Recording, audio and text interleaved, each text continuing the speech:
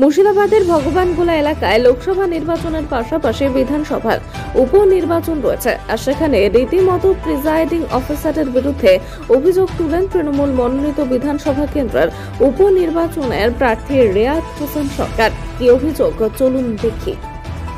আমার যেটা মনে হলো যে একটুখানি ইলেকশন যে চলাকালীন যে ইয়েগুলো প্রসিডিউরগুলো আছে সেই সম্বন্ধে আমার মনে হলো যেটা প্রিজাইডিং অফিসার একটু জ্ঞানটা কম আছে আর কি। দেখুন, প্রত্যেকটা বিধানসভাতে এবং লোকসভাতে ক্যান্ডিডেট যারা আছেন তাদের তো হয়ে ইলেকশন এজেন্ট থাকবেই। এখন যেহেতু লোকসভা বিধানসভা একই সিম্বল, সেহেতু আমাদের পক্ষ থেকে এআইডিসির পক্ষ থেকে একটাই কিন্তু ইলেকশন এজেন্ট থাকবে। এবং যারা ইন্ডিপেন্ডেন্ট ক্যান্ডিডেট আছে বা বিজেপির আছে তাদের তো ক্যান্ডিডেট থাকবে, ইলেকশন এজেন্ট থাকবেই, পোলিং এজেন্ট থাকবে, ঠিক আছে। তো উনি আর সেটা আর ওনার কাছে কোনো রকম কোনো ডকুমেন্টস নেই, বিধানসভার কোনো লিস্ট নেই ওনার কাছে। বিধানসভা যা কারা ক্যান্ডিডেট ওনার কাছে কোনো লিস্ট নেই। তারপরে মেশিন দেখে ওনাকে যখন ধরলাম তখন এই মেশিন দেখে বলছে না এগুলো, তারপরে সে উনি অ্যালাউ করলেন। মানে অজ্ঞতার বিষয়ে যেগুলো হচ্ছে আর কি।